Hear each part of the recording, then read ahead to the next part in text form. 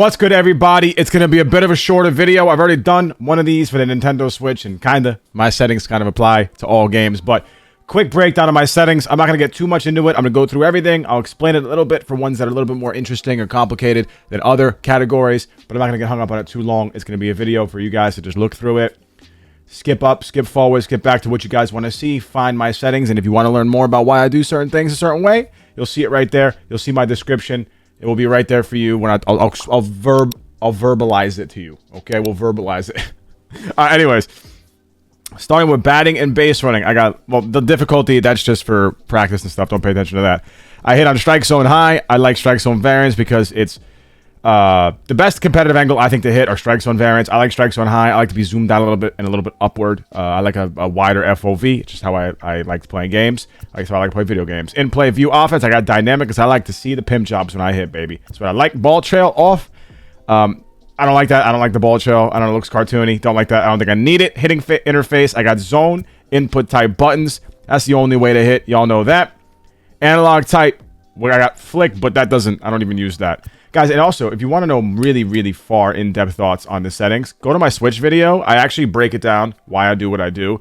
If you're a newer player. If you're a newer player watching this video, and you want to learn really more in-depth about what I'm talking about, my settings, and why I do what I do, go check out that video. It will be in the description. It's very important. We got camera shift on. That doesn't matter. That's a locked category. PCI anchor. Have that on. I don't use it, but it is on. PCI anchor dots on. Don't use it, though. Plate coverage indicator, obviously on. You need the PCI. PCI center, circles. PCI inner, wedge. PCI outer, none. PCI color, cyan. PCI transparency, 50%, because I like to see it, but not have it catch my eye the entire time. I don't want it to be distracting. PCI fade out outer, not that it matters, because I do not use a outer. Pitching difficulty, don't ignore that. Pitching interface, pinpoint. It's the only way, believe me. Pulse meter, don't use that. I don't use pulse. Pitch feedback on. I feel like it's important to know that. Pitching view, I also pitch from strike zone high. I feel like it's important to pitch from the angle you hit on. Just keep it consistent. I think it just makes the most sense. Pitch ball marker, pitch trail on. I like to see the pitch trail the whole time. I like to just kind of get an idea of where this pitcher's pitch is going to break to. It gives me like a little bit of a visual indicator. Pitch confidence on. Pitch delay faster. That is really important, a very important setting. It's when you're playing computer games. It's the pace of computers pitching, how fast they'll throw the next pitch. Makes the games go a lot quicker. Very important. API off. I don't really need a catcher telling me what pitches to throw. Button accuracy is what I have on for fielding throwing interface. Very important. It's the wave. Put that on. Road to the show, throwing interface, showtime. Yeah, for Road to the Show, homies, I don't really play that much of that. Throwing meter, I have that on. Fielding decision, I have assist. It's important to have that on, guys. It's when it's online, it's automatically there, so just ignore that. Throwing decision off.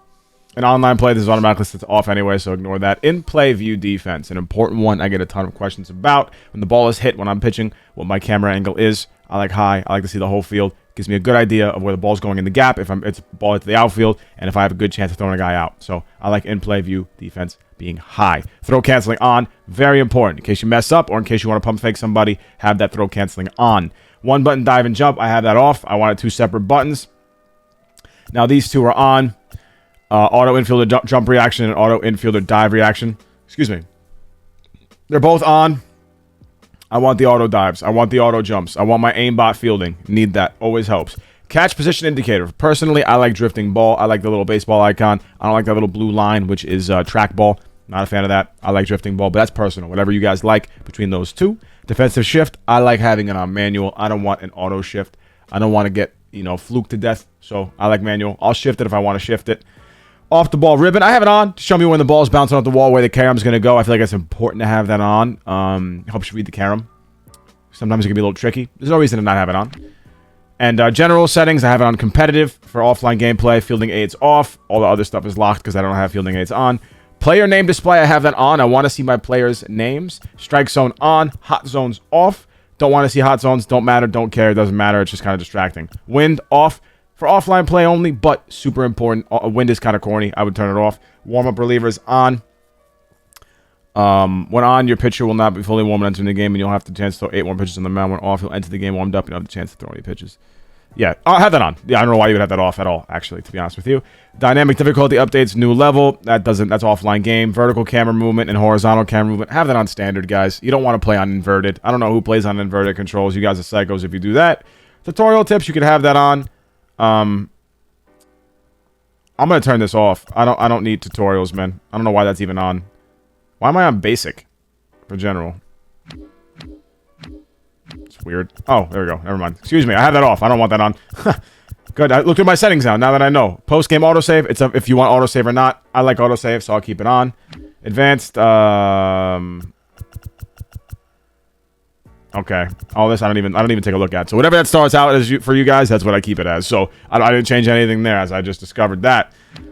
And yeah, that's all my settings for gameplay. Now on to presentation. I don't touch any of this stuff, so you can leave this on as it is if you'd like. And now the last, but certainly not least, audio and video settings. I have it on custom. I turn everything down except for sound effects all the way up. Commentary gets old for me fast, and I've noticed something this year with commentary. It's a little bit like not synced up.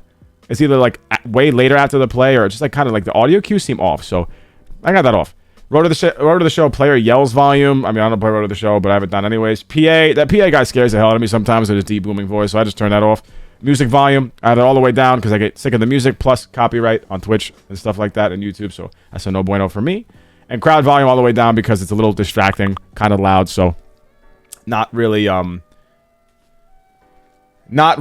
something that I am interested in seeing. Everything else I leave on. I just keep that there. I don't touch any of that. So as far as the rest of my settings go, mode specific, I have cross-plat off to start because it's a little laggy right now to start the game. I don't need to have cross-play on. There's a lot of players.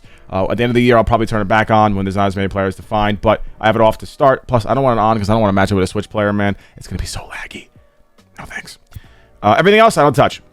Everything else I don't touch, so that's it for me. Guys, that's all I got, man. That's all I got for you. I hope this helps you out here. Just here to give you guys some basic settings.